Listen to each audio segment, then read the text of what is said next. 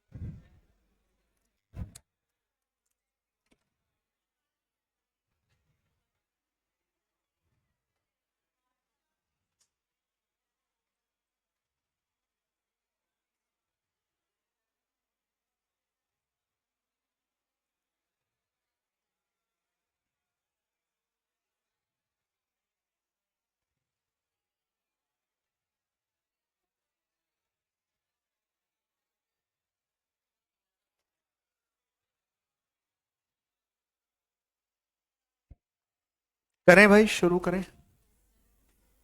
हम्म।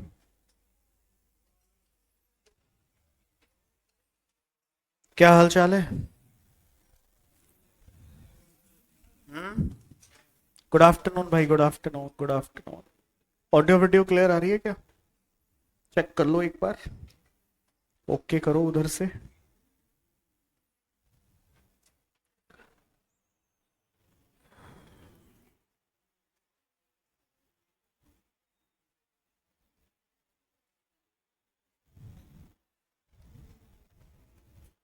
श्रेया,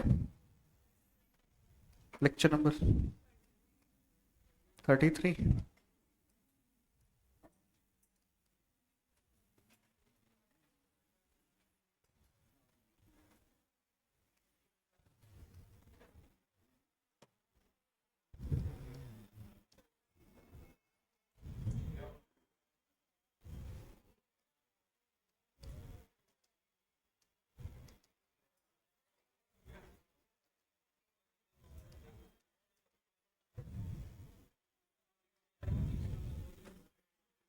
हाँ।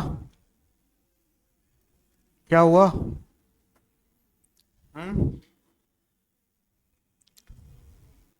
बैठ जाओ थोड़ा आराम से।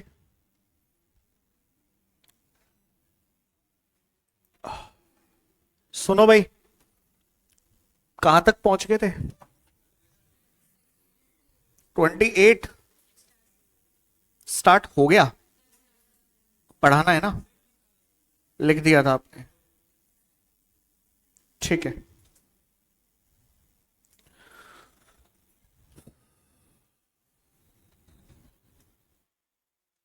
डेट।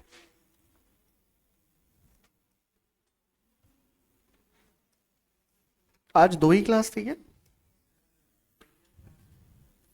किसकी? कितने बच्चों की? कितने बच्चों की है रिवीजन क्लास? सबकी है?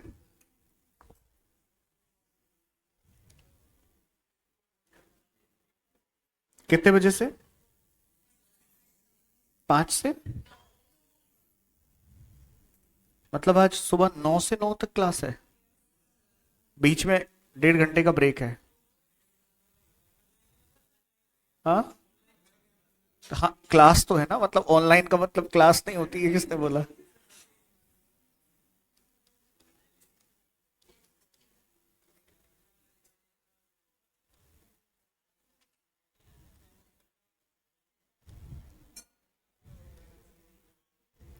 मार्क्स आ गए क्या टैक्स के पेपर के? आ गए? रिजल्ट आ गया टैक्स का? कब आया? कल आया? कितने नंबर आए तेरे? अच्छा।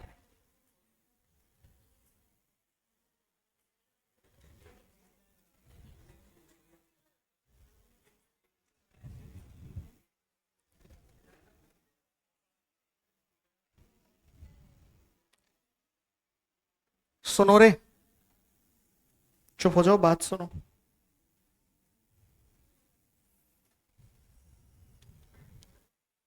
क्या 24 क्या नंबर?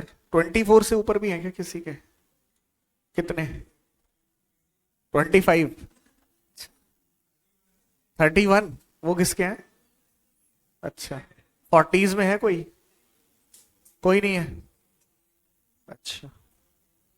और ऐसे कितने जिनके 10 से कम है? प्रो प्लेयर है? 10 से कम नहीं है? अच्छा, 15? 15?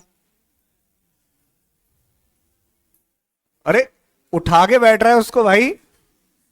अपनी कुर्सी से सबको प्यार होता है यार। है? चलो यार, ये मैसेजेस आज इसमें दिख क्यों नहीं रहे हैं? 24? अच्छा ठीक है, बढ़िया। सुनो रे भाइयों, बच्चों सुनो एक बार, बोर्ड पे ध्यान दो।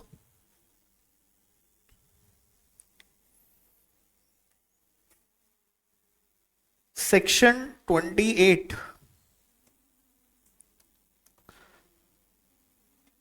एक थियोरिटिकल सेक्शन है। बात करता है किसकी?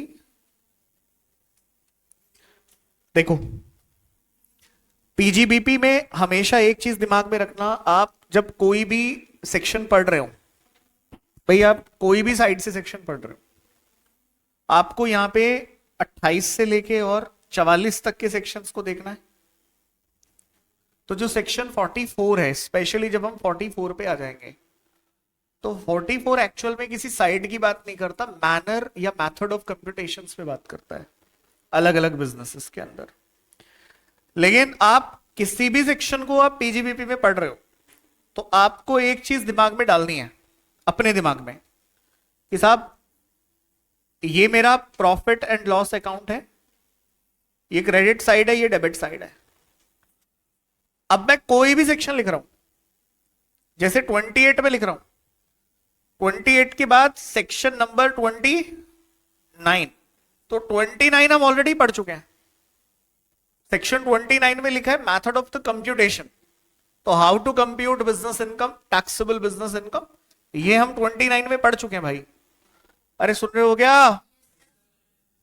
अब आया सेक्शन नंबर 30, फिर 31, और ऐसे करते करते हम आगे जाते हैं। तो आपको एक चीज दिमाग में डालनी है, जो भी सेक्शन है वो क्रेडिट साइड के लिए है या डेबिट साइड के लिए है। तो मैं आपको क्लियर कर देता हूं, आपकी क्रेडिट साइड के लिए सिर्फ दो ही सेक्शन है, 28 और 41। कुछ बच्चों को याद है पुरानी बातें। 28 अपने साथ कैरी करता है लिस्ट ऑफ इनकम, जिन पे पूरा अधिकार किसका है? पीजीबीपी का। और 41 अपने साथ कैरी करता है एक लिस्ट, जिसके अंदर निकल के आती है डीम्ड बिजनेस इनकम, बस। तो ये दो सेक्शन आपके क्रेडिट साइड पे हैं, मतलब आने के रास्ते, पीजीबीपी के अंदर इनकम आएगी ना अगर बाहर से, तो वो या तो 28 का सोर्स होगा या 41 का सोर्स होगा, और कोई सोर्स नहीं होगा। आप ऐसे समझ लो। तो हम सेक्शन 28 में वो लिस्ट ऑफ इनकम पढ़ने जा रहे हैं, जो कि चार्जेबल टू टैक्स होनी चाहिए इनकम अंडर हेड पीजीबीपी के अंदर। पहले मेरे को बताओ, सेक्शन 28 में क्या पढ़ना है, समझ में आ गया क्या? तो वो लिस्ट ऑफ इनकम डिस्कस करने जा रहे हैं जो पीजीबीपी में टैक्सेबल है। ठीक है? और 1 मिनट के लिए मैं स्टडी मैट मुझे चाहिए होगा आपका आज, उसको ले लेते हैं एक बार ना इधर।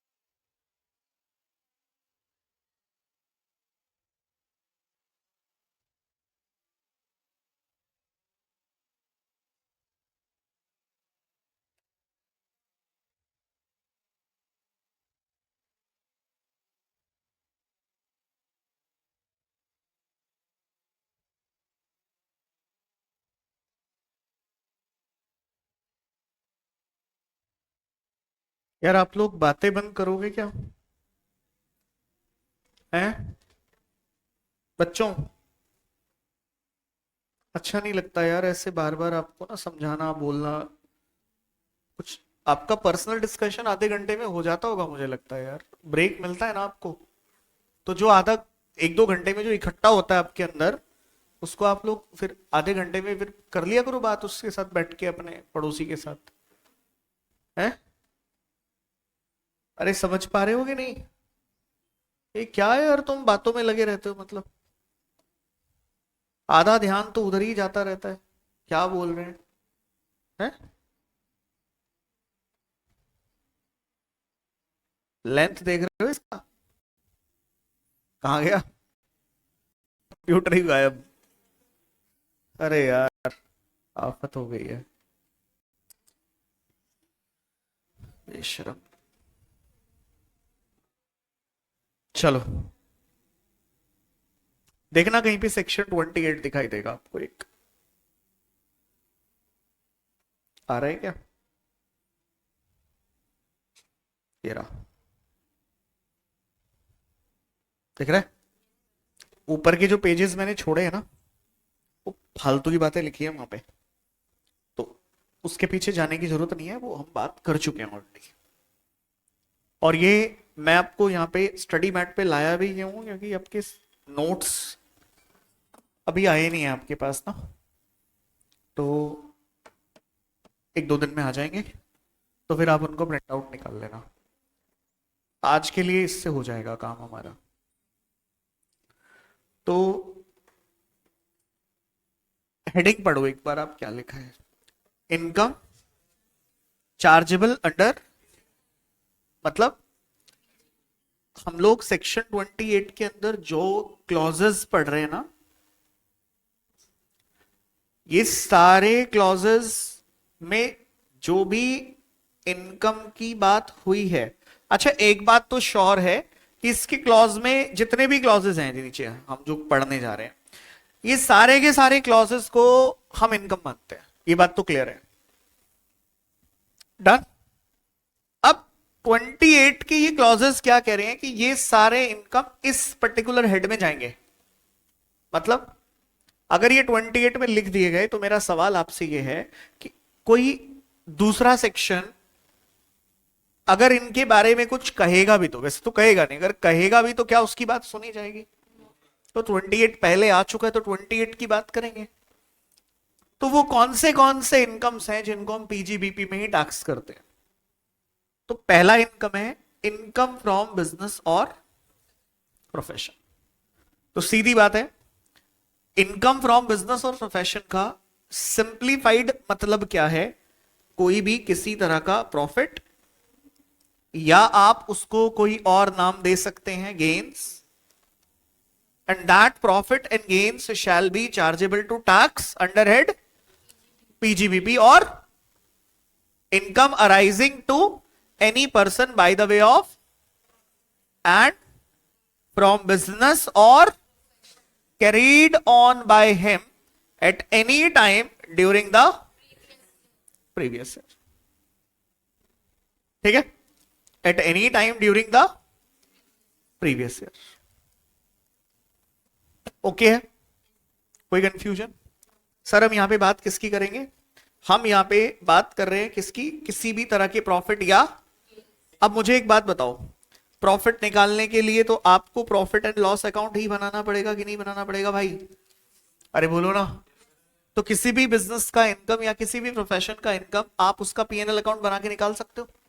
तो कोई भी बिजनेस का प्रॉफिट होगा या किसी बिजनेस पे कोई किसी तरह का गेन आया होगा, तो आप उसको कहां टैक्स करोगे? अरे बोलो। पीजीबीपी में। तो फिर कैपिटल गेन में क्या लेके जाओगे?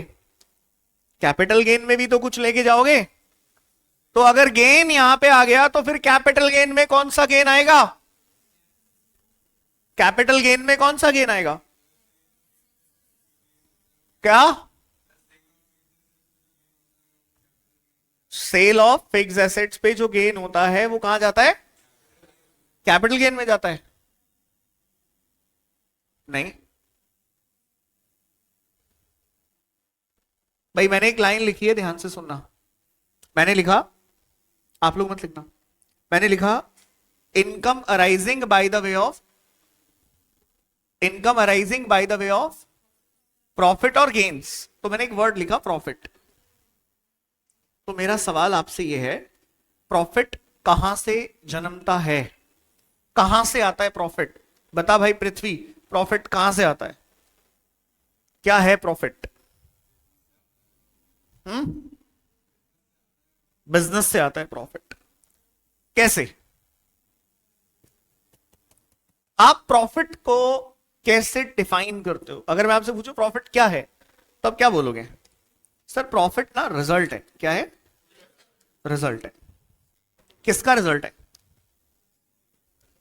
किसका रिजल्ट है? तो ये बात आपको बचपन में सिखाई गई थी कि देखो, जो एक साल के अंदर बिजनेस ट्रांजैक्शन इवेंट्स होते हैं ना, और ट्रांजैक्शन और इवेंट्स का एक जो रिजल्ट आता है निकल के, वो या तो प्रॉफिट आता है या तो लॉस आता है। तो कहने का मतलब यह है कि ये जो प्रॉफिट है, ये मेरे ऑपरेशंस का रिजल्ट है। किसका रिजल्ट है भाई? और ऑपरेशंस क्या होते हैं? ऑपरेशंस होते हैं मेरी ऑपरेटिंग एक्टिविटी। कौन सी एक्टिविटी भाई लोग? Operating activity. ऑपरेटिंग एक्टिविटी का जो भी रिजल्ट आता है वो या तो प्रॉफिट में आता है या तो लॉस में आता है। अब मुझे एक बात बताओ, ऑपरेटिंग एक्टिविटी क्या होती है? हाँ, ऑपरेटिंग एक्टिविटी क्या होती है? सर ऑपरेटिंग एक्टिविटी होती है प्रिंसिपल रेवेन्यू जनरेटिंग एक्टिविटी। कौन सी activity? Principal revenue generating activity of an entity. अब फॉर एग्जाम्पल ये एक एंटिटी है, नाम लिख देते हैं इसका, क्या? एक एंटिटी है। अब इस एंटिटी का प्रिंसिपल रेवेन्यू जनरेटिंग एक्टिविटी क्या है? क्या है principal revenue generating activity? Sir इसका सबसे पहले डोमेन देखेंगे, तो डोमेन हो गया क्या? कोचिंग। अब कोचिंग में डोमेन कौन सा? सीए की कोचिंग, आया ना? तो जो सीए के बच्चों को पढ़ा के इनको रेवेन्यू मिलेगा, तो वो इनका ऑपरेटिंग एक्टिविटी। भाई उससे रिलेटेड रेवेन्यू भी होंगे, हेलो, उससे रिलेटेड रेवेन्यू भी होंगे और उससे रिलेटेड एक्सपेंसेस भी होंगे। भाइयों इन रेवेन्यू और एक्सपेंसेस का नेट रिजल्ट क्या होगा? तो या तो प्रॉफिट होगा या तो लॉस होगा। और वो हम कौन से हेड में लेके जाएंगे साहब?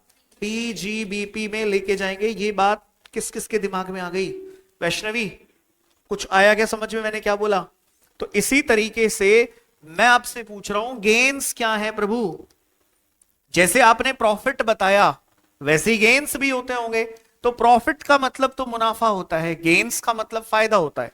तो you are saying both are same thing, and if you are not saying कि भाई नहीं सर हमने कब बोला बोथ आर सेम थिंग, हम तो कह रहे हैं दोनों अलग अलग है। तो मैं जानना चाह रहा हूं what is the difference between profit versus gains. तो मैं ये जानना चाह रहा था आपसे एक बार, और अगर आप इन दोनों के बीच का डिफरेंस बता सको, तो यहां पे जिस गेन की चर्चा हुई है, ये कौन सा गेन है?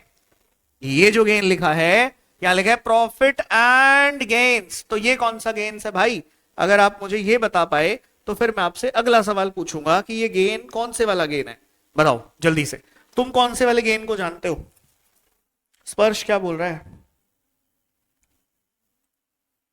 स्क्रीन ब्लर है थोड़ी। ठीक है यार, अब मैं क्या करूं बता। आवाज क्लियर है क्या मेरी? तो बस आवाज पे ध्यान रख, है ना? शब्द भेदी बाण चला। ठीक है, सही हो गई? चल बढ़िया। हाँ भाई, गेन। अरे आपस में चर्चा मत करो यार, मेरे से करो ना चर्चा, मैं बैठा था हूं डिस्कशन के लिए। आपस में चोंच लड़ाने लगते हो यार तुम लोग, मेरे से बात करो। हाँ भाई, बता क्या बोल रहा है पार्थ?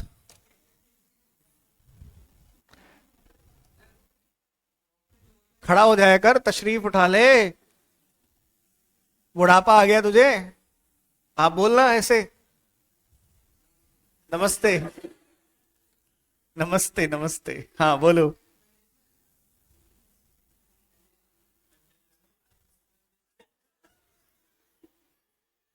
कोई बात, मैं समझ गया।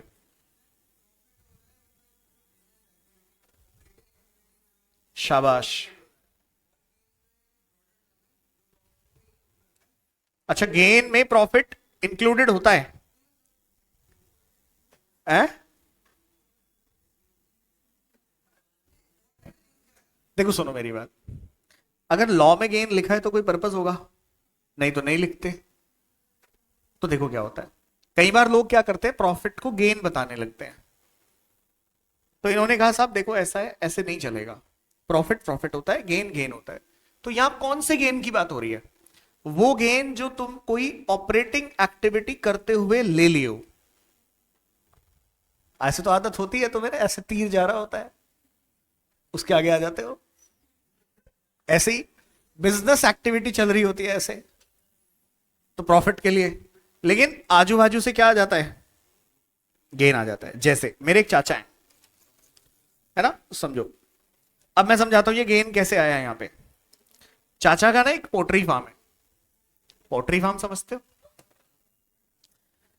और वो क्या, वो अच्छे खासे लेवल पे उन्होंने ना मल्टी लेयर बना रखा है, मल्टी लेयर ऐसे। सर ये बना के क्यों दिखा रहे हो? इसका पर्पस है, इसलिए बना के दिखा रहा हूं। देखो, जो टॉप फ्लोर है, ये वाला फ्लोर, ये वाले फ्लोर में जो हेंस हैं, उन सबको रखा गया किस चीज के लिए?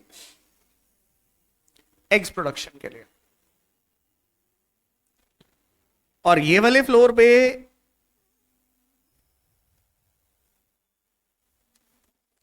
इसको रखा गया किसके लिए? बोलो।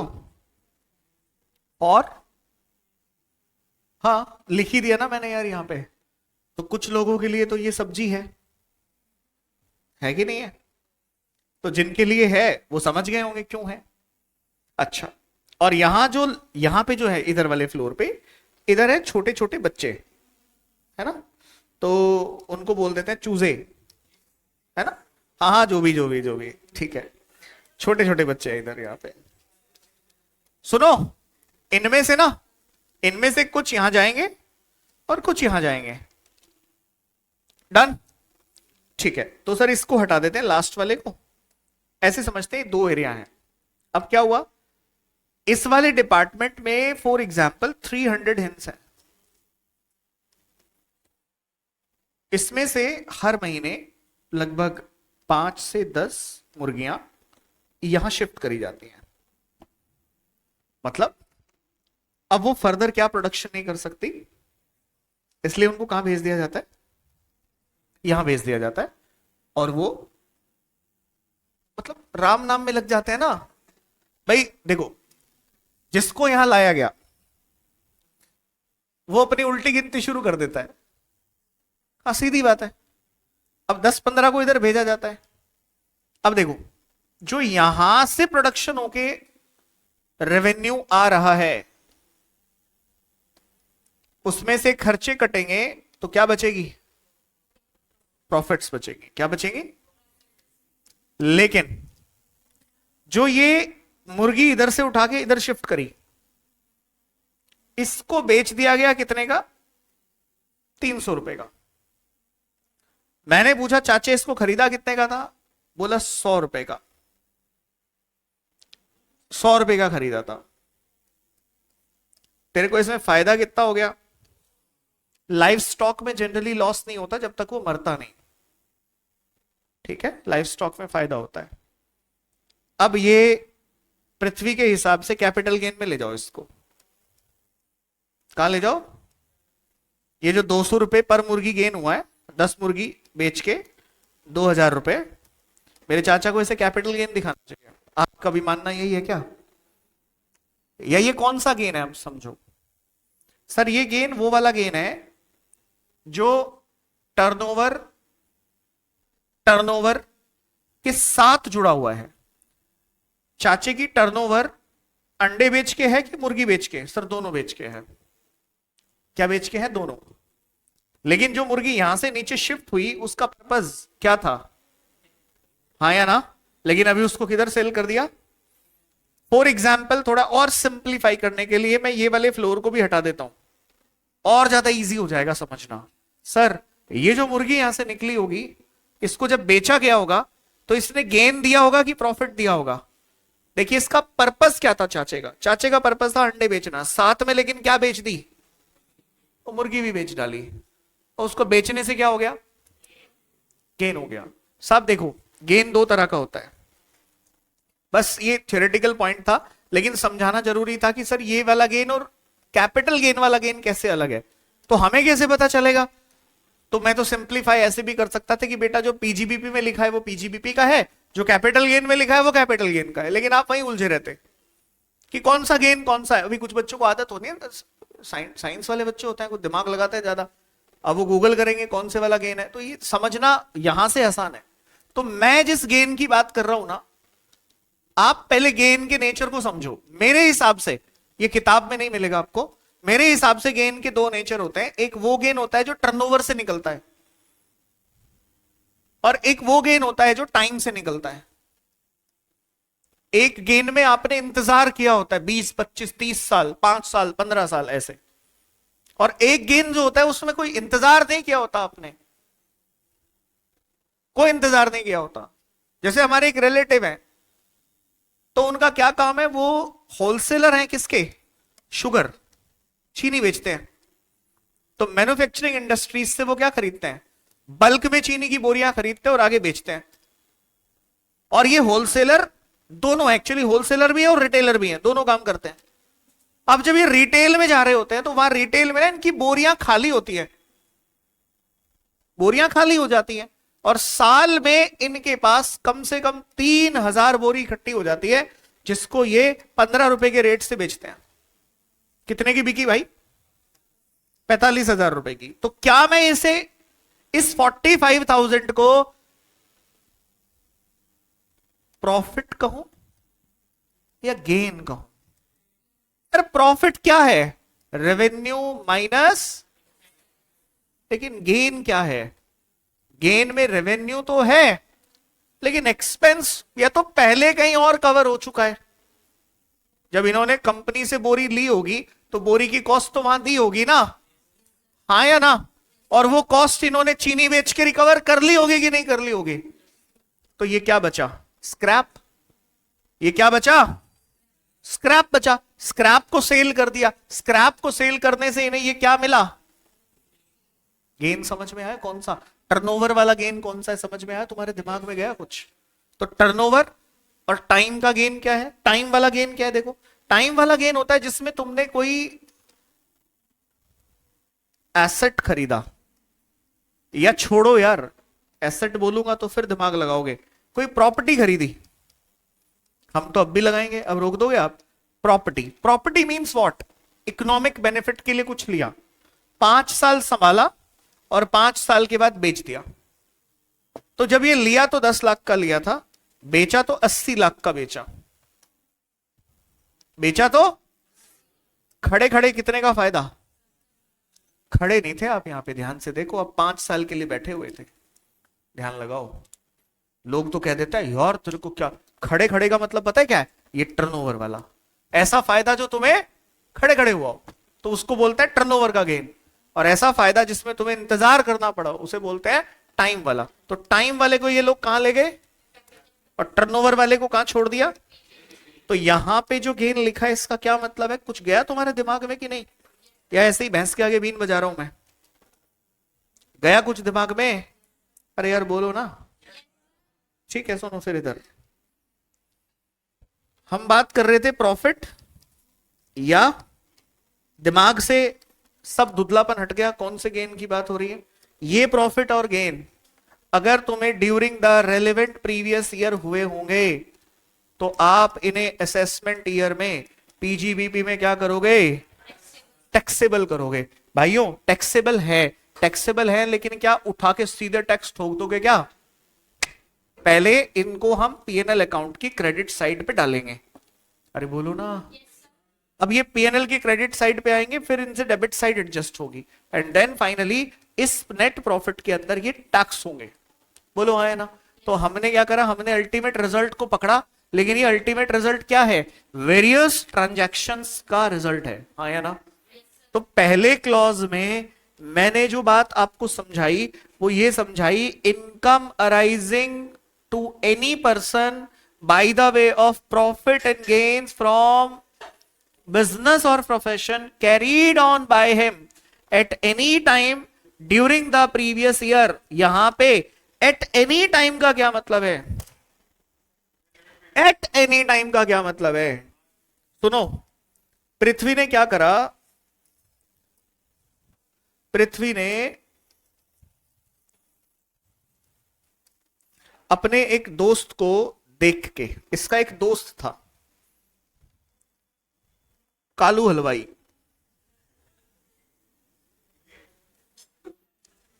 किसकी बात हो रही है क्या यहां पे कोई, नहीं लेकिन ये हलवाई तो नहीं लगता, खड़ा हो एक बार, खड़ा तो एक बार, हलवाई नहीं लगता यार ये तो ठीक है, तो हलवाई तो नहीं बनेगा भाई, इसको मत बोलो यार, कौन, नवीन एक बार घूरता, इसको घूरता एक बार सही से, घूर तो एक बार, घूर तो सही से, इसको बोल क्लास के बाहर मिलियो तो एक बार जरा, है चलता है, बहुत याराना है भाई तुम्हारा तो आपस में। हाँ भाई, तो इसका कोई दोस्त है, अब इसने इसको देखा, बोला यार ये भाई साहब तगड़ा बंदा है यार ये तो। पृथ्वी को लगा कि यार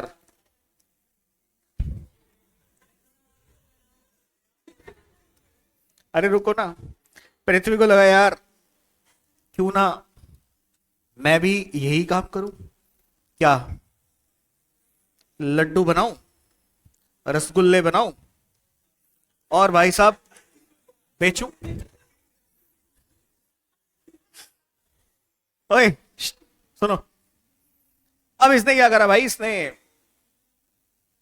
100 किलो खोया खरीदा, खोया है ना, उसको प्रोसेस करा और 2-3 पंटर लगा लिए अपने साथ, अपने जैसे ही, उनको भी गोली दे दी कि बहुत फायदा होगा, क्योंकि इसको दिख रहा था क्या, कालू, और भाई इसको जबरदस्त फायदा, इसकी दुकान पे भयंकर कस्टमर, भीड़ एकदम। पृथ्वी को लगा यार मेरा भी हो सकता है ये तो 100 किलो खरीद के लाया रॉ मटेरियल, प्रोसेस करा, शाम तक बना के तैयार करा, अगले दिन सुबह काउंटर पे लगाया, कस्टमर ही नहीं आए। 100 किलो में से 20 किलो बिका, 80 किलो में से 20 किलो खुद खाया, 20 किलो पार्थ को खिलाया, बाकी बच गया 40 किलो बच गया। अब वो 40 किलो इसको समझ में नहीं आ रहा क्या करूं, इसका ये खराब होने वाला है, ठीक है। इस बंदे ने ये एडवेंचर जो किया, ये एडवेंचर था, बिजनेस नहीं था, एक दिन के लिए किया, और एक दिन करने के बाद 20 किलो बेच के इसको 200 रुपए का मुनाफा हुआ, 200 रुपए का फायदा। अब ये चंपत, अगले दिन इसने बोला भाई ऐसी की तैसी, यार कालू कालू कैसे बना ये मेरे को समझ में आ गया, और इसने जाके उसको बोला भाई यार हिम्मत है भाई तेरी, यार मैं तो एक दिन में, मेरे को नानी याद आ गई। अब क्या होता है, 200 रुपए का फायदा तो हो गया इसको, क्या इसकी बिजनेस एक्टिविटी रेगुलर थी, क्या इसे आप बिजनेस कहोगे, इसे तो आप एडवेंचर कहोगे। एडवेंचर का मतलब क्या होता है, सर जी मैं करके देख रहा था, तो मैंने देखा और मैं फिर बाद में समझ में आ गया कि मुझसे नहीं हो पाएगा, अंगूर खट्टे हैं नहीं कर पाऊंगा, तो साहब मैं वापस वही उसी लाइन पे आ गया जिस पे मैं था, नौकरी कर रहा था, नौकरी करने लगा। तो एक दिन के लिए मैंने ये एडवेंचर करके देखा, तो क्या वो 200 रुपए का प्रॉफिट जो मुझे एक दिन के लिए हुआ है, क्या वो भी मेरा एसेसिबल होगा एज बीजीबीपी इनकम?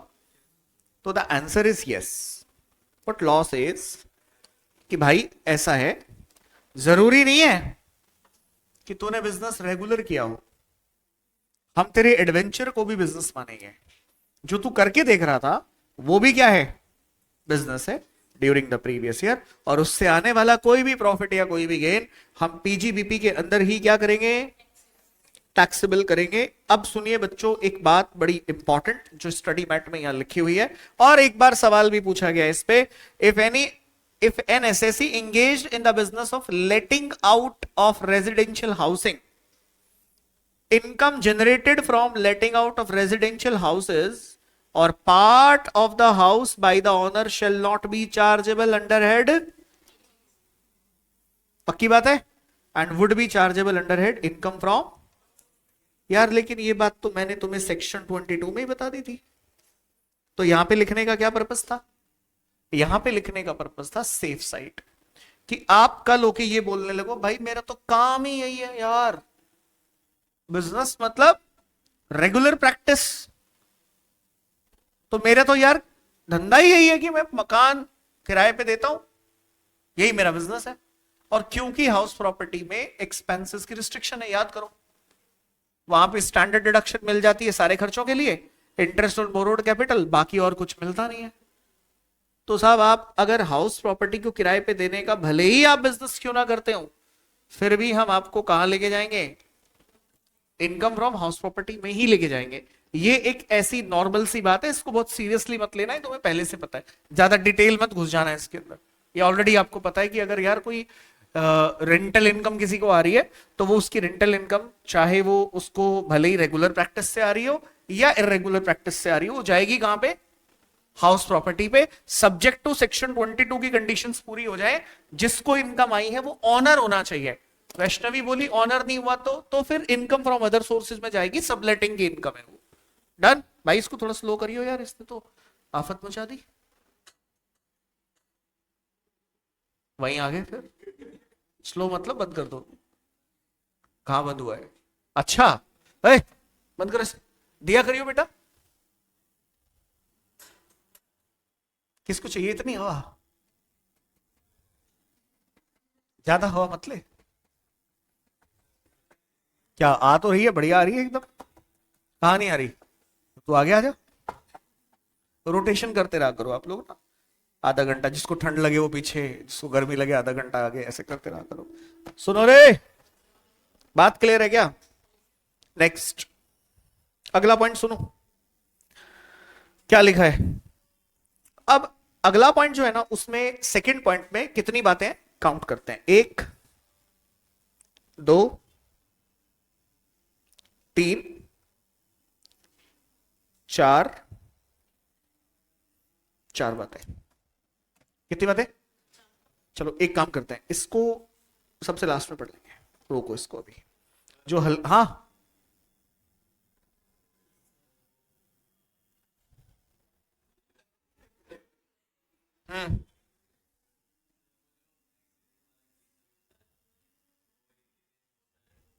एडवेंचर,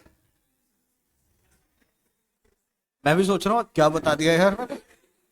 हाँ मतलब तबीयत खराब खराब में कुछ मुंह से तो नहीं निकल गया यार फालतू का। हाँ भाई बोलना।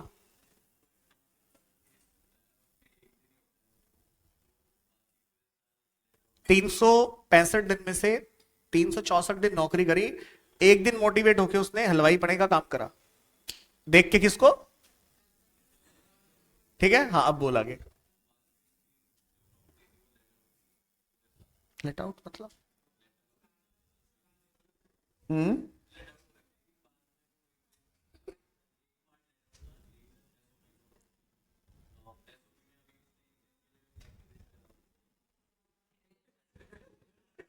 समझ गया मैं, आगे बोलो।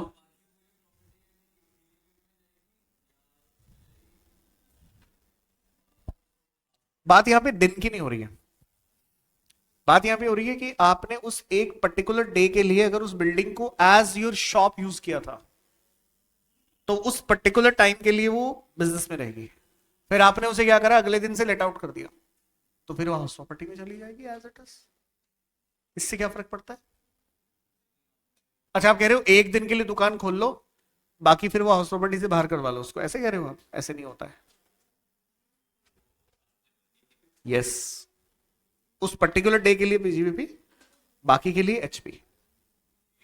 हाँ हाँ जी बच्चों, ये सेकेंड पॉइंट को 1 मिनट के लिए रोक रहे हैं, छोटे छोटे पॉइंट से पहले उनको निपटा रहे हैं। जैसे कि आप इसको समझो,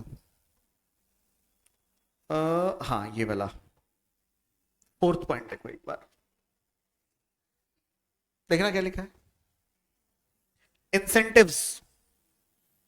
1 मिनट, इंसेंटिव्स का मतलब इजी लैंग्वेज में बेनिफिट्स होता है रिसीव्ड और receivable by assessee carrying on export business, carrying on। तो कोई ऐसा बेनिफिट या तो मिल गया हो या मिलने वाला हो किसी ऐसे असेसी को, किसी ऐसे टैक्स पेयर को जो क्या कर रहा है, एक्सपोर्ट बिजनेस कर रहा है। तो एक बार इसका ना आपको मैकेनिज्म समझाता हूं क्या होता है, और इन तीनों पॉइंट का एक ही मतलब है, ठीक है। एक बार मैकेनिज्म समझ लो। मैकेनिज्म क्या है, अगर मान लीजिए कोई पर्सन है एक्सपोर्ट बिजनेस करता है, मिस्टर ए, तो ऐसे मुंह उठा के एक्सपोर्ट बिजनेस नहीं होता है कि आपने आज सोचा और सुबह माल खरीदा आजादपुर मंडी से और एक्सपोर्ट कर दिया, ऐसे नहीं होता।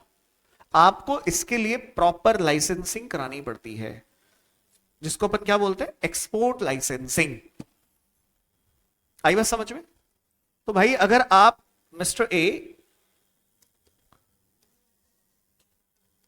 एक एक्सपोर्टर का काम कर रहे हैं और आप इंडिया से कुछ एक्सपोर्ट करना चाहते हैं बाहर, तो पहले तो चुपचाप आप क्या करा लो, अपना रजिस्ट्रेशन करा लो, लाइसेंस ले लो।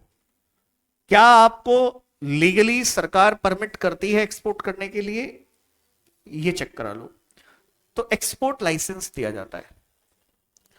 और मैं आपको बता दूं, एक्सपोर्ट लाइसेंस की आज की डेट में ऐसी स्थिति है कि लाइसेंस तो मेरे नाम पे है, लेकिन एक्सपोर्ट तुम सब कर रहे हो उसी से, लाइसेंस नंबर डाल के, मस्त, कोई चेक नहीं कर रहा। और वो सारा लाइसेंस जो नंबर डाल के तुम एक्सपोर्ट करो, सारा का सारा मेरे एक्सपोर्ट में काउंट हो रहा है। मौज। एक तरीके से अगर मैंने लाइसेंस ले रखा है और मैं आप सबको अलाउ कर रहा हूं मेरे एक्सपोर्ट लाइसेंस पे एक्सपोर्ट करने के लिए, जो कि इतना आसानी से मिलता नहीं है, तो मैं आप सबसे कुछ ना कुछ पैसे लूंगा। तो वो पैसा कहां जाएगा? मान लो मैंने आपको कहा भाई मैं पर लॉट आपसे 50,000 रुपए लूंगा, और आपने मेरे लाइसेंस पे 500 लॉट एक्सपोर्ट करे, तो 500 गुना 5,000, मेरे को तो कुछ करने की जरूरत ही नहीं है ना, सब कुछ आप ही कर रहे हो। अरे बोलो। सिमिलरली मतलब पहले कुछ केसेस ऐसे आए थे, लेटेस्ट में तो कोई ऐसा केस नहीं सुना मैंने।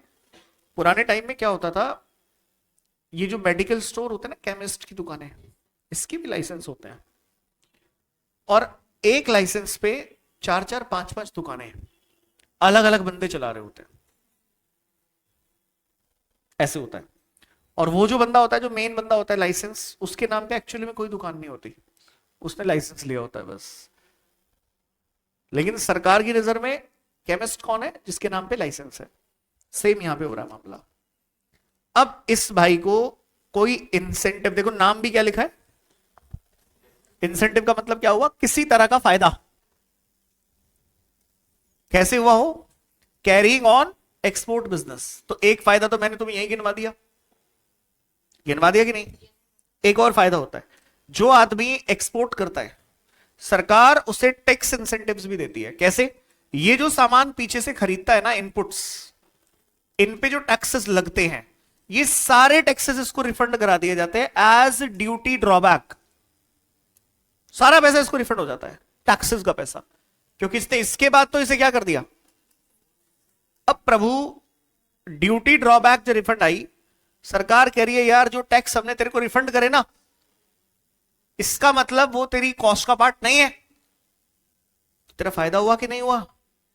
अरे हुआ ना। आ जाओ, पहला पॉइंट, अच्छा खत्म ही कर देते हैं, पहले 3 पॉइंट है, तीसरा भी सुनो। कभी कभी क्या होता है, ये मिस्टर ये कहता है यार मैं मेरा लाइसेंस बेच रहा हूं, एक्सपोर्ट लाइसेंस ही सेल कर रहा हूं मैं मेरा, और उसकी लिटरली बिड लगती है, बिडिंग होती है उसकी। इसने बोला मैं मेरा एक्सपोर्ट लाइसेंस 2 करोड़ में बेचना चाहता हूं। निखिल, मैं मेरा एक्सपोर्ट लाइसेंस 2 करोड़ में बेचना चाहता हूं। कितने में? 2 करोड़ में। ठीक है, तो ये हो गया क्या, आस्क। अब लोगों ने भाई साहब ऑफर शुरू किए और 5 करोड़ में जाके क्लोज हुआ, एक्सपोर्ट लाइसेंस बिक गया।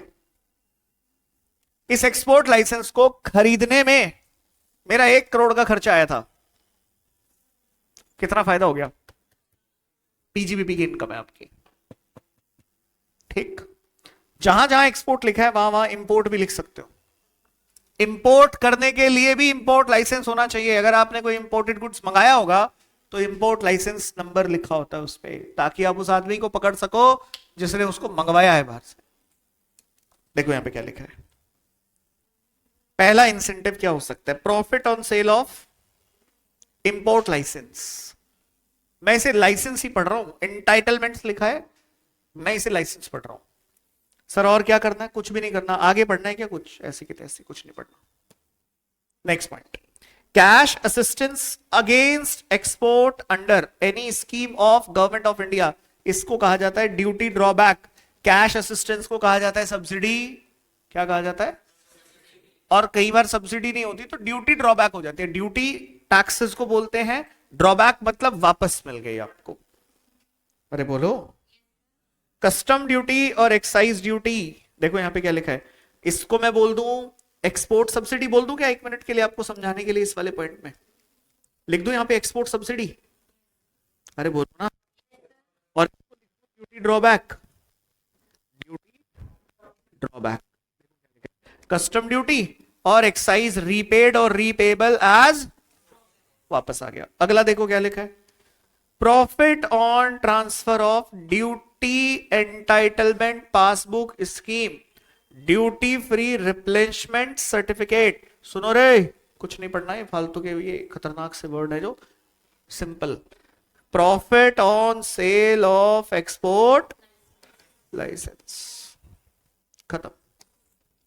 बोलो जल्दी, बात समझ में आ गई कि नहीं आ गई? आ गई क्या? तो यहां से अगर कुछ आया होगा तो that should be credited. Credited है, अच्छी बात है। नहीं क्रेडिटेड है तो भाई क्रेडिट होना चाहिए था, क्योंकि सेक्शन 28 में लिखा हुआ है। अरे बोलो ना, डन है ना? ठीक है, आगे 5वां पॉइंट क्या लिखा है, value of any benefit. Value of benefit. अच्छा सुनो, बेनिफिट मतलब, बेनिफिट का मतलब किसी तरह का भी फायदा, मनी में भी आ सकता है, या मैं ऐसे बोल सकता हूं और आसान हो जाएगा थोड़ा, कैश और काइंड दोनों। कैश आया होगा तो उसकी क्या ले लेंगे? आवाज ही नहीं आ रही। और काइंड में आया होगा तो इसकी क्या ले लेंगे? कौन सी मार्केट वैल्यू? आसान है। एग्जाम्पल, मिस्टर चतुर सिंह चार्टर्ड अकाउंटेंट है, क्लाइंट्स को टैक्स प्लानिंग या टैक्स एडवाइजरी देते हैं साहब। एक क्लाइंट आया, चतुर सिंह ने उसका 4 करोड़ का टैक्स बचवा दिया। उसने इसको 2 करोड़ की मर्सिडीज गिफ्ट कर दी। कर ले यार, मौज कर। कहां अल्टो में घूम रहा है तो है? क्या कर, मौज कर, चल। अरे बोलो ना। अब ये जो बेनिफिट इसको मिला 2 करोड़ का, इसका टैक्स ट्रीटमेंट क्या होगा? तो एज पर सेक्शन 28, देखो अकाउंटिंग में तुमने इसका कुछ भी नहीं किया होगा, but as per section 28 any benefit perquisite, any benefit और perquisite arising from its clients or business customers, debtors that benefit shall be taxable under head PGBP. साहब वो कैश में भी हो सकता है, काइंड में भी हो सकता है, पार्टली कैश पार्टली काइंड दोनों में हो सकता है, हाँ या ना? तो साहब उसको अपन क्या करके चलेंगे, पीजीबीपी में टैक्स करके चलते हैं। बोलो जल्दी से, बात समझ में आ गई क्या? अरे आ गई कि नहीं? अगला पॉइंट पढ़ना, क्या लिखा है? छठा, छठा पॉइंट पढ़ना।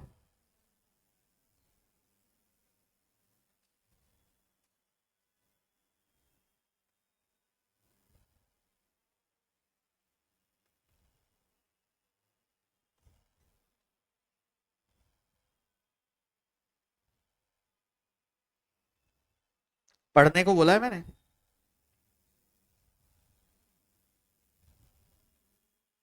पढ़ लिया क्या? हम्म, क्या लिखा है? सम ड्यू टू और received by a partner of a firm. Sum मतलब अमाउंट, ड्यू हो मिला नहीं है या मिल चुका है, कोई भी अमाउंट ड्यू है पार्टनरशिप फर्म पे उसके पार्टनर का, या पार्टनरशिप फर्म ने अपने पार्टनर को कोई अमाउंट दिया है, तो पार्टनर को मिलने वाला कोई भी बेनिफिट कहां से? उसकी फर्म से। पार्टनर के हेड में अंडर हेड पीजीबीपी टैक्स होता है, ये लिखा हुआ है इस क्लॉज में, आगे कुछ मत पढ़ना। सर इसमें एक सेक्शन का जिक्र हुआ है, सेक्शन 40B, सुनो ध्यान से। पार्टनरशिप फर्म पार्टनर को जो रेमुनरेशन देगी, क्या देगी, वो कितना देगी, वो सेक्शन 40B बताता है। कितना देगी वो सेक्शन 40B में लिखा है। अरे बोलो ना, देखो, any interest, salary, bonus, commission, or remuneration by whatever name is called, due or received by a partner from such firm will be deemed to be the income from. However, where any interest, salary, bonus, commission, remuneration by whatever name is called, or any part thereof has not been allowed to be deducted under section 40B in the computation of income of a firm, the income to be taxed shall be adjusted to the extent of the amount disallowed. क्या लिखा हुआ है sir, ये क्या फालतू की बात लिखी है? कुछ नहीं लिखा भाई, ऐसा लिखा है कि पार्टनर को उसकी फर्म से जो कुछ मिलेगा वो पीजीबीपी में टैक्स होगा, पहली बात। और क्या मिलेगा वो सेक्शन 40B में बताया गया कि कितना दिया जाएगा। ये रेमुनरेशन जो है ना, ऐसे थोड़ी आप कुछ भी बांट दोगे, तो एक लेवल तक दे पाओगे, और वो लेवल कौन फिक्स करेगा? वो लेवल फिक्स करेगा सेक्शन 40B। सर ये सेक्शन पढ़ना है क्या हमने? हाँ भाई, इस पॉइंट को हमने प्रैक्टिकली पढ़ना है। कौन से सेक्शन में? 40B में। तो फिर ये यहां पे क्यों लिख रखा है? ये यहां इसलिए लिख रखा है कि पार्टनर्स को उसकी फर्म से अगर कुछ मिलता है तो वो पीजीबीपी में टैक्स होता है, ये लिखा हुआ है इसलिए। कुलदीप कहां खोया हुआ है? वहां का देख रहा, तो नीचे देख रहा है ऐसे है, नहीं देख रहा वहां? ठीक है, ओके। हाँ भाई, अरे ठीक है क्या? आगे देखना क्या लिखा है, लास्ट पॉइंट देखो क्या लिखा है, ये वाला पढ़ो, 8वां पॉइंट।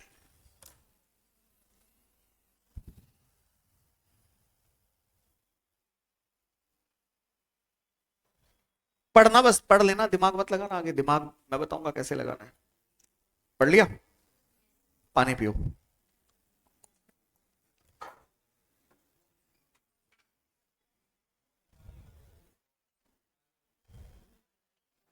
ले आओ।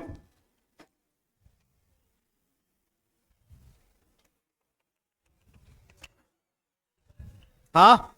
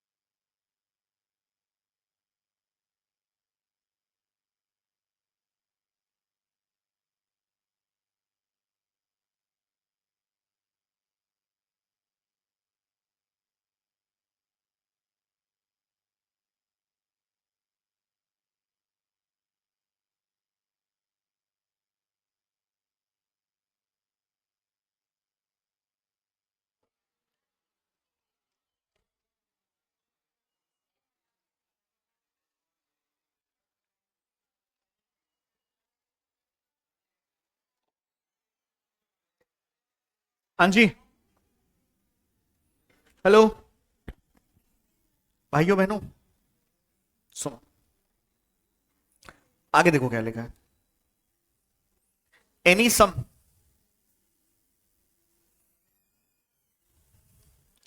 वेदर रिसीव्ड और receivable in cash under an agreement. अच्छा, एग्रीमेंट मतलब दो पार्टी। जब हम बात, इसे खोल दे यार, खोल दे इसको, बार बार डिस्टर्ब करेगा। खोल के रख दे इसको पूरा। बस दीवार नहीं तोड़नी बेटा, दरवाजा खोलना है। हाँ मतलब जाट मूवी का वो सनी देओल की तरह एक्टिंग कर रहा लड़का है। हाँ, अरे सुनो, एग्रीमेंट बोले तो दो लोगों का एक, भाई एग्रीमेंट का मतलब तो दो ही लोग है ना, मतलब अकेला आदमी खुद से कैसे एग्रीमेंट करेगा। हाँ या ना। एनी सम वेदर रिसीव्ड और रिसीवेबल इन कैश और in kind under an agreement, दो लोग हैं। ठीक है, सुनो बोर्ड पे देखो एक बार। एग्रीमेंट कैसा है, कह रहे not sharing, sorry not carrying out any activity in relation to any business और, देखो दोनों भाई सेम लाइन ऑफ बिजनेस में है। हेलो, बातें नहीं, दोनों भाई क्या है, सेम लाइन ऑफ बिजनेस में। ठीक है, इस भाई का भी सेम धंधा, इसका भी सेम, दोनों का सेम मोहल्ला, दोनों का मोहल्ला सेम। अब ये दोनों एक दूसरे के क्या हो गए बाय डिफॉल्ट, कंपटीशन जहां जहां राइवलरी वहां वहां। अब साहब ये है इसके पास, भाई ये बता, अपनी दुकान यहां से हटाने का क्या लेगा। अपनी दुकान यहां से हटाने का, इसने बोला भाई दुकान तो यहीं रहेगी, दुकान नहीं हटेगी यहां से। तू बता, तू यहां से जाने का क्या लेगा। उलझ गए दोनों। अब मीडिएटर आया बीच में एक, उसने दोनों को बिठाया।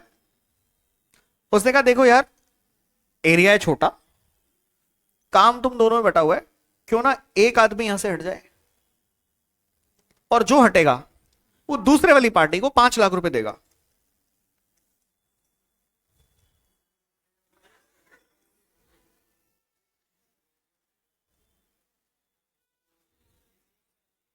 संघर्ष चल रहा है।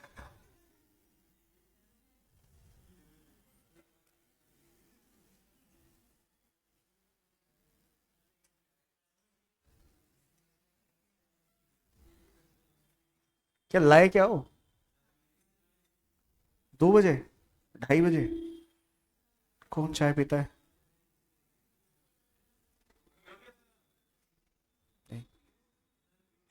है, अरे वो बात नहीं है यार, तुम लोग फैमिली हो भाई, ऐसे कोई बात ही नहीं है। बात यह है कि टाइम नहीं है चाय पीने का। मैं जो भी पीता हूं टाइम के हिसाब से।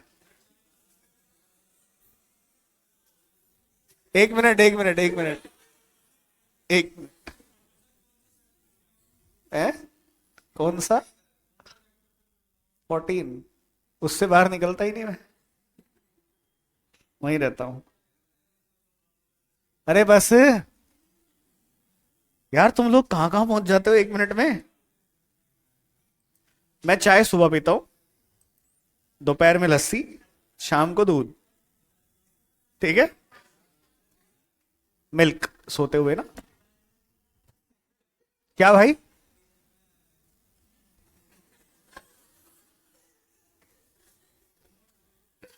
बेशरम आदमी, इधर सुन ले।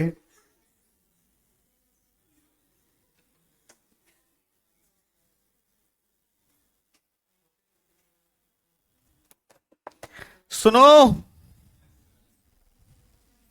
तो बात ये हुई कि भाई जो एक आदमी जाएगा उसे 5 लाख रुपए देने पड़ेंगे दूसरे को। नहीं, जो रुकेगा वो जाने वाले को देगा। अब मान लीजिए इनका नाम है राम और इनका नाम है श्याम। श्याम चला गया तो राम ने श्याम को कितना दिया? 5 पेटी दिया। अब ये भाई साहब का ये वाला इनकम कहां टैक्स होगा? तो सेक्शन 28 क्लॉज 7 कहता है कि ये इनकम कौन सी बनेगी? पीजीबीपी की इनकम बनेगी। अब देखना आगे क्या लिखा है। कह रहे however following sum received और receivable would not be chargeable to tax under head profit and gains from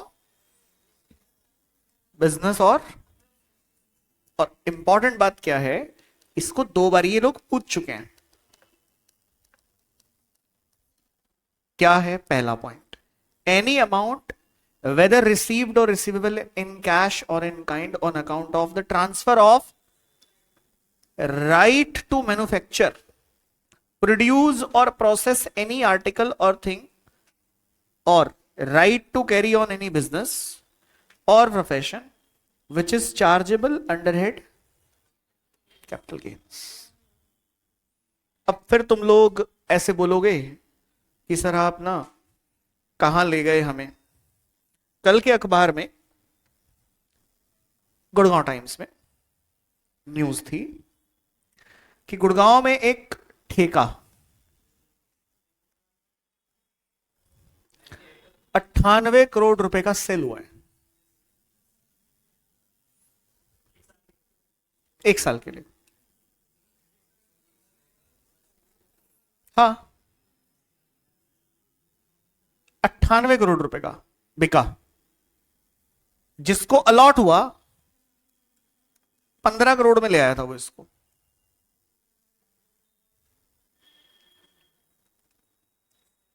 कितने का बेचा? कितने का फायदा? कितने का फायदा? 83। सुनना एक बार बात को, आपको इंटेंट समझ नहीं आएगा अगर आप फालतू के मुद्दों में घुस गए तो। आप ये समझो कि इस कहानी को इन्होंने कैपिटल गेन क्यों ट्रांसफर किया, पीजीबीपी में क्यों नहीं रखा? क्योंकि इससे मिलने वाला गेन है तगड़ा वाला। 83 कितना बैठ रहा है? 83। अगर इसको पीजीबीपी में रखते तो तरह तरह के खर्चे इसमें जोड़े जाते जो शायद ना भी होते, वो भी यहां जुड़ते, और टैक्स बचाने के लिए पीएनएल की डेबिट साइड को हैवी बनाया जाता अननेसेसरी। इन्होंने कहा इस तरह की जो हरकत होती है जिसमें कोई लाइसेंस वाइसेंस बिकता है, उसकी सेल कंसिडरेशन तो ओके है, और उसमें लेने में जो खर्चा आया है वो भी क्लियर है, तो बाकी के खर्चे तो होते ही नहीं है। आया ना? तो फिर काहे इसको स्लैब रेट में डाला जाए? क्यों ना इसको फ्लैट रेट में डाल के टैक्स किया जाए? कैपिटल गेन में जो भी इनकम पहुंचती है उसको फ्लैट रेट देना पड़ता है। लॉन्ग टर्म पे 12.5% और शॉर्ट टर्म पे 20%। तो इसमें स्लैब का चक्कर ना रख के फ्लैट रेट को डाला गया, इसलिए ये पॉइंट यहां से निकाल के, पुराने टाइम में ये वही होता था टैक्स, बाद में इसको सरकार ने क्या करा, बदलवा दिया और फिर क्लैरिफाई करके इसको वहां पहुंचाया कैपिटल गेन में। नेक्स्ट पॉइंट पढ़ना। Any amount received as compensation from multilateral fund of Montreal Protocol on substance that deplete ozone layer under the United Nations Environment Program in accordance with the terms of the agreement entered into with the government of India। सुनो रे क्या है ये कहानी।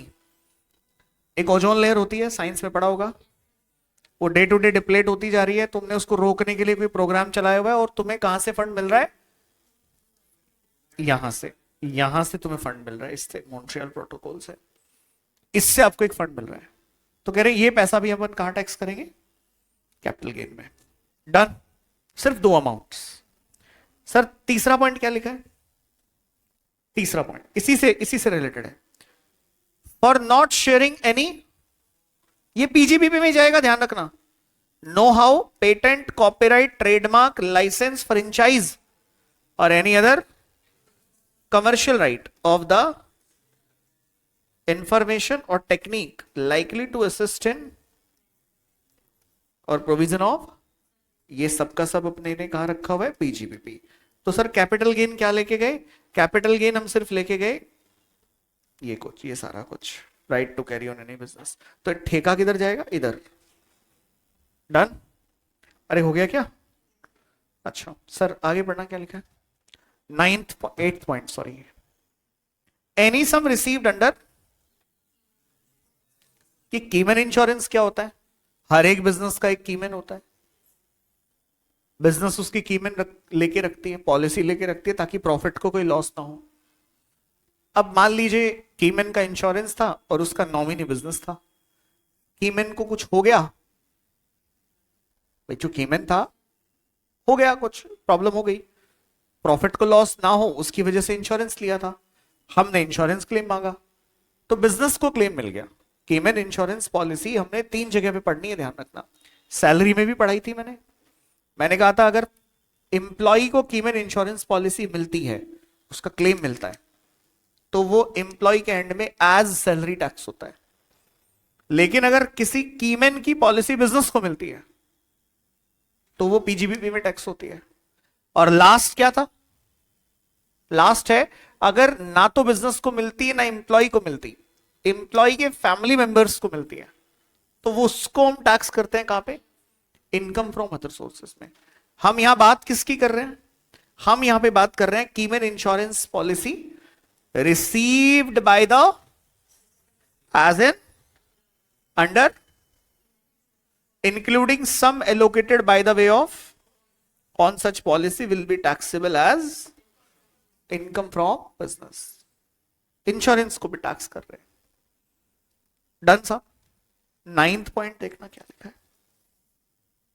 Point number 9, fair market value of inventory on it's conversion और treatment as capital asset. समझने वाला point है, अच्छा पॉइंट है, सुनना। आप एक स्टॉक इन ट्रेड लेके आए थे, बेचने के लिए लाए थे आप इसको। मान लीजिए पार्थ एक ज्वेलर है और ये बेचने के लिए एक रिंग लेके आया, बेचना था इसको उसे। अब एक दिन दुकान पे बैठा हुआ था खाली, तो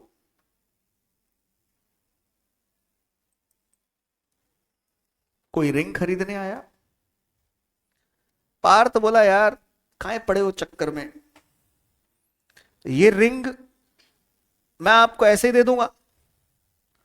वो मैडम बोली कैसे? तो आपको बस शादी करनी पड़ेगी। चक्कर में पड़े हो, 5 लाख की अंगूठी खरीदना है वहां। अब भाई सामने वाली पार्टी को सौदा थोड़ा सही लगा, ठीक है। सुनो यार, मुद्दे की बात सुनो, तुम लोग अभी इधर उधर मत घूमो। तो इसने क्या करा, स्टॉक इन ट्रेड था ना इसका, उसको कन्वर्ट कर दिया किस में? कैपिटल एसेट में।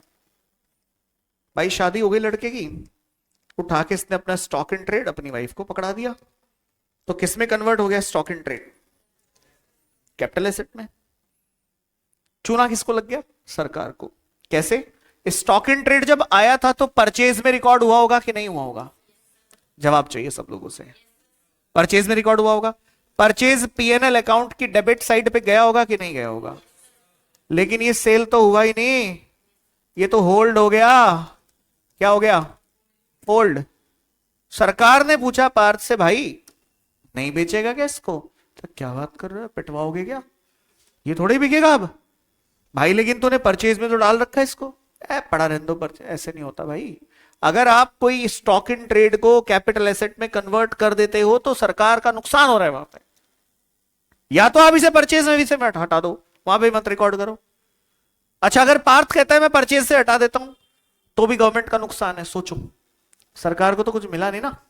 सरकार बोल रही यार तूने तो इसे स्टॉक इन ट्रेड से कैपिटल एसेट में कन्वर्ट करके तो भाई साहब सही है, तो शादी कर ली, मौज हो गई। लेकिन हमें क्या मिला?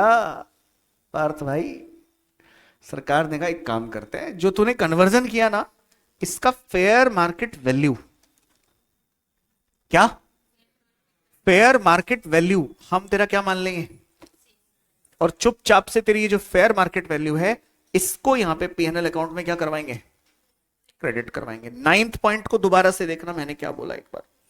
9th पॉइंट में लिखा है fair market value of stock in trade on it's conversion.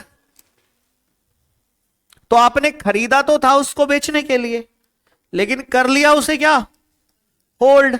Hold कर लिया मतलब वो बन गया कैपिटल एसेट। क्या बन गया, आज तो नहीं बिकेगा, हाँ या ना। सेल होता तो गवर्नमेंट को कुछ मिलता, सेल हुआ नहीं तो सरकार ने डीम्ड सेल करा दिया उसको। क्या करा दिया, फेयर मार्केट वैल्यू। मान लो उस रिंग की 5 लाख रुपए थी और पार्थ ने उसे 3.5 लाख में खरीदा था, तो बताओ purchase 3.5, fair market value 5 lakh, credit 1.5 lakh का सरकार को फायदा हुआ कि नहीं हुआ। 1.5 लाख इसकी इनकम में ऐड होकर टैक्स हो जाएगा कि नहीं हो जाएगा। रीड कर लो इसके नीचे जो लिखा है फटाफट से, बात अगर समझ में आ गई हो तो आपको। वैसे मैं देख रहा हूं आप लोग कुछ नोट नहीं कर रहे हो, घर जाते जाते ये सारे थियोरेटिकल पॉइंट भूल जाओगे आप, फिर वीडियो देखोगे दोबारा से, क्या बताया था इन्होंने सुन लेते हैं फिर से। नालायको, तुम्हें शर्म नहीं आती क्या, ऐसे बैठे रहते हो तुम लोग भक्तों की तरह। हाँ,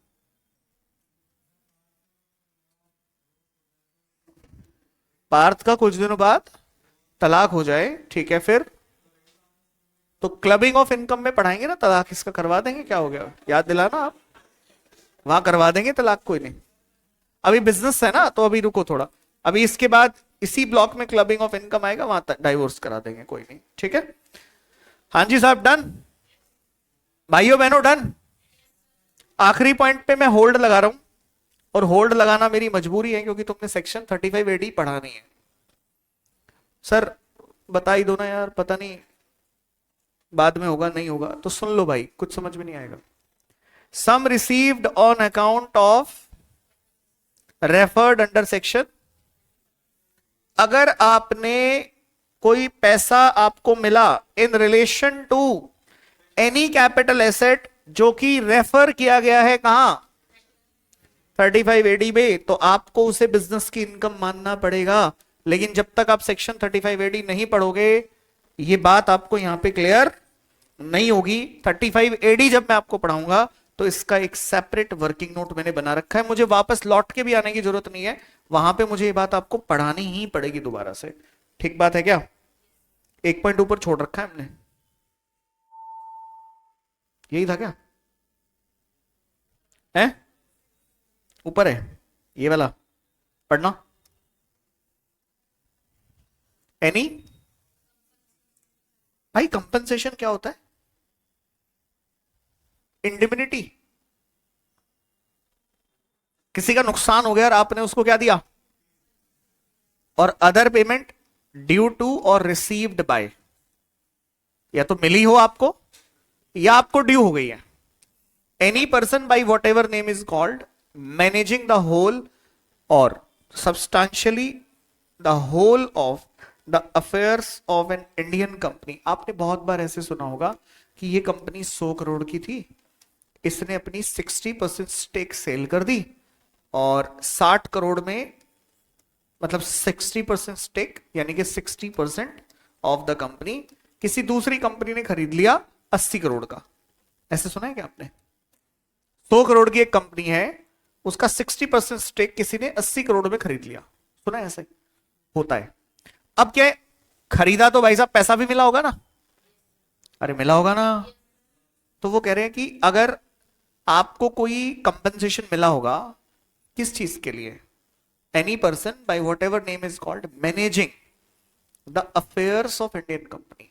भाई इंडियन कंपनी के अफेयर्स, कंपनी आपकी, मैनेजमेंट मेरी, ऐसा कब हो पाएगा, ऐसा तभी तो हो पाएगा जब मैं आपकी कंपनी में मेरा स्टेक डालूंगा, तो उसके लिए तुम्हें पैसा दूंगा ना मैं, तो वो तुम्हारी कौन सी इनकम मानी जा रही है, बिजनेस इनकम। नेक्स्ट पढ़ना, अफेयर्स ऑफ, अफेयर्स इन और any other of any other company, कोई भी कंपनी है उसके अफेयर्स को, एट और इन कनेक्शन विद द टर्मिनेशन, मुद्दे की बात यहां लिखी है, इन connection with the, hello, terminate का मतलब क्या होता है? कल से तुम्हारी मैनेजमेंट नहीं रहेगी, कल से मैनेजमेंट किसकी है?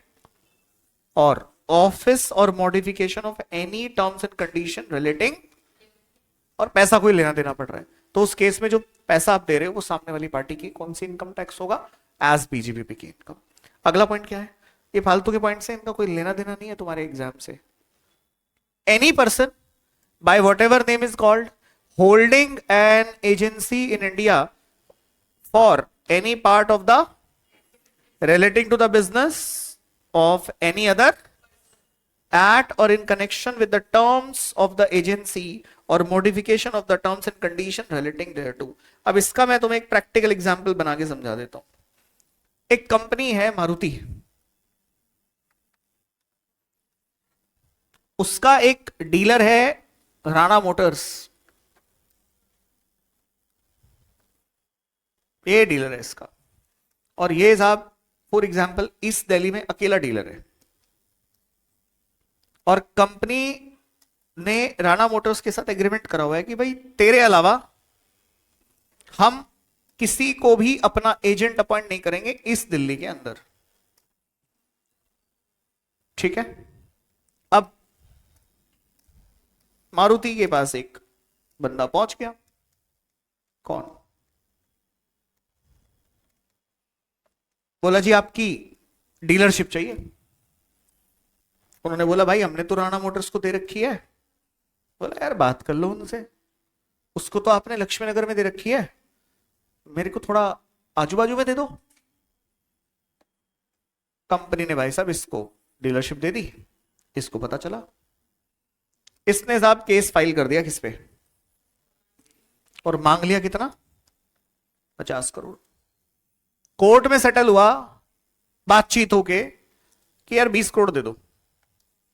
तो ये 20 करोड़ जो इसको मिला ये कंपनसेशन था किस बात का? टर्मिनेशन और मॉडिफिकेशन ऑफ एनी कॉन्ट्रैक्ट और एग्रीमेंट बिटवीन टू पार्टीज। कुल मिला के आप अगर, आपने इंडियन कॉन्ट्रैक्ट एक्ट में भी पढ़ा था कि अगर हम कोई कॉन्ट्रैक्ट को मॉडिफाई करते हैं या टर्मिनेट करते हैं तो हमें ब्रीच ऑफ कॉन्ट्रैक्ट की पेनल्टी देनी पड़ती है, पढ़ा था क्या? तो वो जो ब्रीच ऑफ कॉन्ट्रैक्ट की पेनल्टी है उसकी एक्चुअल में यहां पे डिस्कशन हो रही है।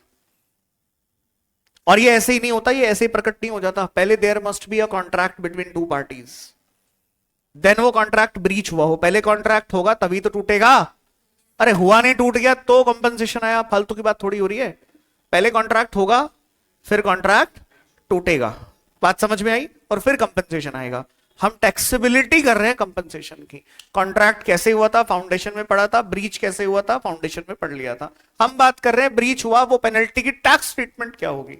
कनेक्टेड है आपस में चीजें। अरे बोलो। इसलिए फाउंडेशन वालों को बोला करो कि तमीज से पढ़ लो, लाइफ में काम आएगा। तुम्हें तो किसी ने बोला नहीं था, आया ना? उनको समझाया करो कि तमीज से पढ़ लो भाई, आगे काम आएगी जिंदगी में तुम्हारी ये सब चीजें। ठीक है, ये समझ में आ गया क्या आपको? डन। इधर आओ जरा, अगला पॉइंट देखना।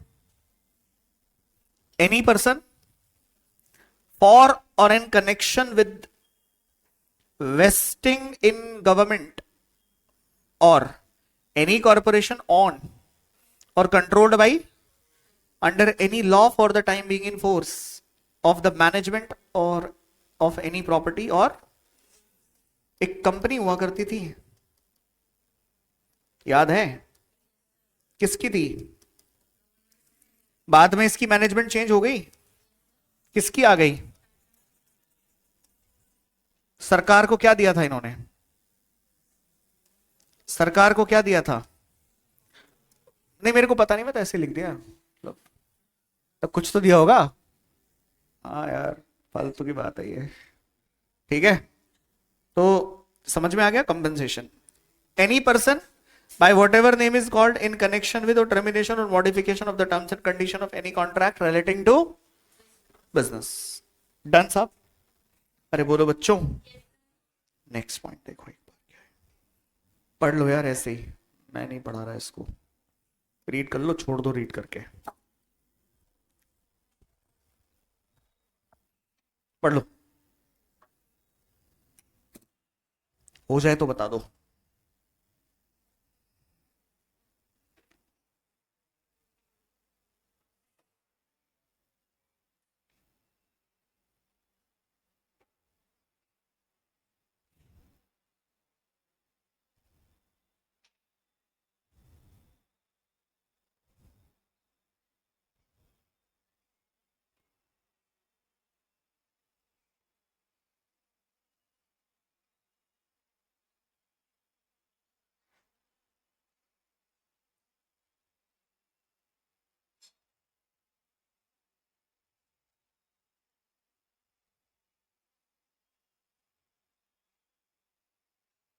भाइयों, पढ़ लिया क्या?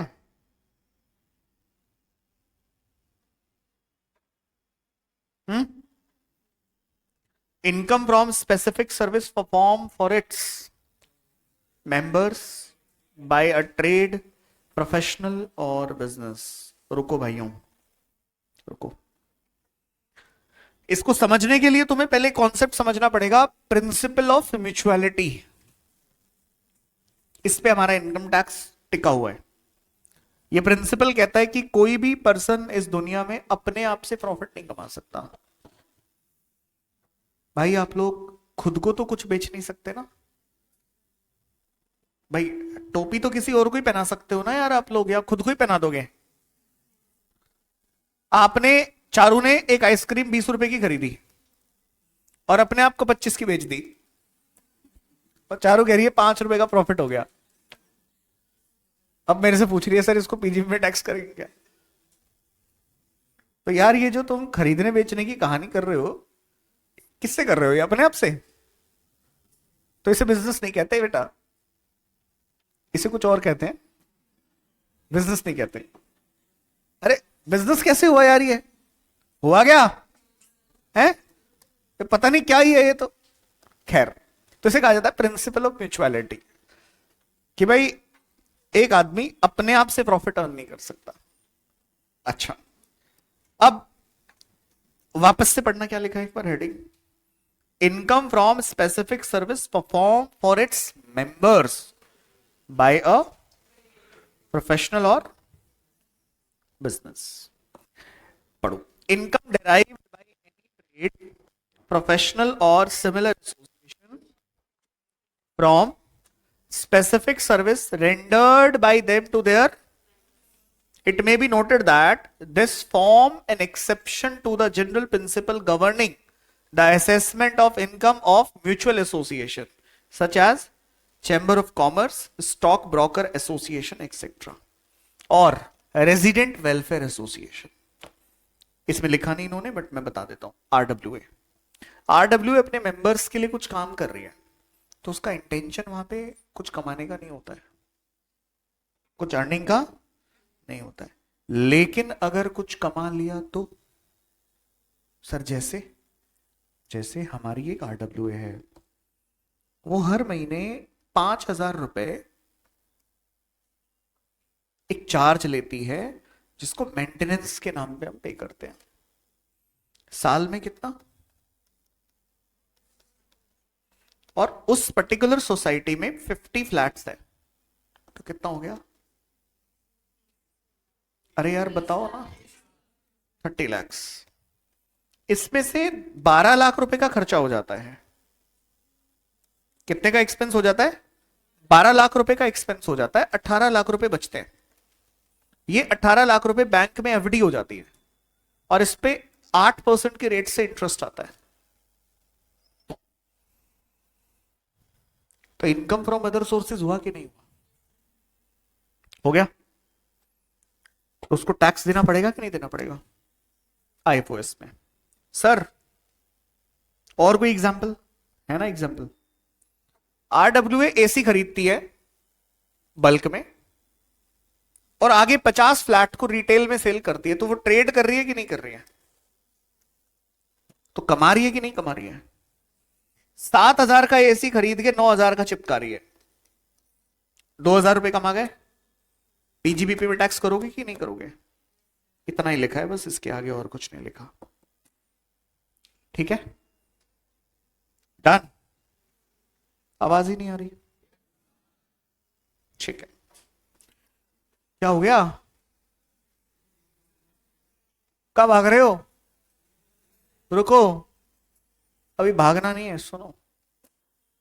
यार हद है यार तुम्हारी, मतलब नालायकों है। इसे रिवाइज कौन करवाएगा जो रायता फैलाया इतना सारा है? अरे इसको रिवाइज कौन करवाएगा? चलो सेक्शन 28 को रिवाइज करवा दो एक बार फटाफट से, क्या क्या पढ़ा है आपने? सेक्शन 28 में आपने क्या क्या पढ़ा है? सर सेक्शन 28 में हमने पढ़ी है लिस्ट ऑफ, मैं बता रहा हूं पार्टिसिपेट कर लो, अदरवाइज जाने नहीं दूंगा 5 बजे से पहले, क्योंकि तुम्हारी कोई क्लास है नहीं 5 बजे के बाद। 5 बजे क्लास है और मैं भी फ्री हूं, बता रहा हूं तुम्हें, निकलने नहीं दूंगा यहां से। फटाफट पार्टिसिपेशन दिखाओ जरा एक बार। लिस्ट ऑफ पहली इनकम, 1 मिनट। ओ सुनो रे, जब आप ऐसे कर लेते हो ना, एक बार दिमाग में घुमा लेते हो, तो 10 में से 6 पॉइंट्स तो हाथ से लिख लेते हो, बचे 4। 4 में से 2 किताब से देख के याद आ जाते हैं, अच्छा ये 2 थे, और 2 ही याद करने पड़ते हैं, अदरवाइज 10 के 10 का रट्टा मारना पड़ेगा घर जाके। प्रॉफिट था, बोलो ना। कस्टमर से मिला हुआ कोई गिफ्ट, परक्यूजिट, बेनिफिट था, याद आया? इंपोर्ट लाइसेंस या एक्सपोर्ट लाइसेंस को बेच के होने वाला प्रॉफिट था, याद है? बिजनेस ना करने का कंपनसेशन था, याद करो। ब्रीच ऑफ कॉन्ट्रैक्ट का कंपनसेशन था। कीमैन इंश्योरेंस पॉलिसी भी थी कि नहीं थी? अरे थी क्या? कब टैक्स होती थी? जब इंप्लॉयर को मिलेगी तब टैक्स होगी। और क्या था sir? Conversion of stock in trade into capital asset भी था। इसकी टैक्सेबिलिटी कितनी बढ़िया थी सर, इसकी फेयर मार्केट वैल्यू उठाया करते थे। टेक्निकली ये डीम्ड टैक्सेबिलिटी थी, आप समझो। हाँ या ना? कितने हो गए? 1 2 3 4 5 और 6। और बताओ क्या बचा? और बताओ क्या बचा? सर कोई एसोसिएशन है, अपने मेंबर्स को किसी तरह का ट्रेड, किसी तरह का सर्विस, किसी तरह का प्रोफेशनल सर्विस दे रहा है, उससे कुछ फायदा हो रहा है, उसको भी हम टैक्स किया करते थे। और क्या था? Remuneration received by partner from its firm shall be accessible under head PGBP. कितने हो गए? 8। 2 पॉइंट्स बच गए। कौन सा कौन सा? कौन सा कौन सा? ये मैंने आपको कराया नहीं, ये हो गया।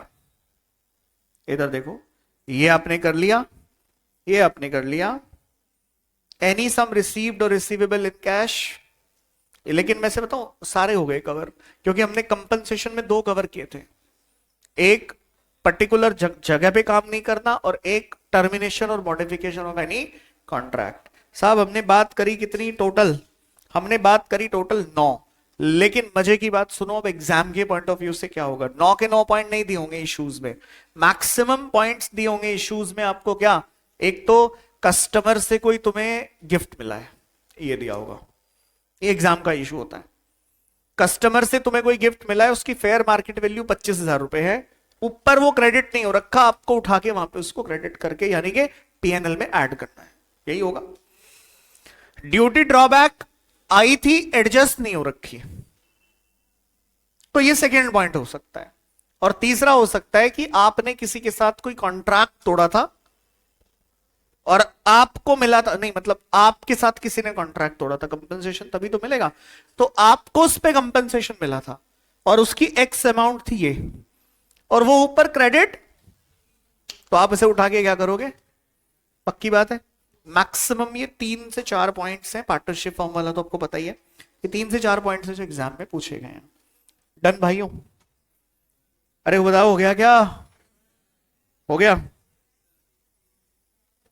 ओके, जाओ। किसी का डाउट है तो पूछ लो आके, किसी बच्चे का कोई सवाल है तो पूछ लो।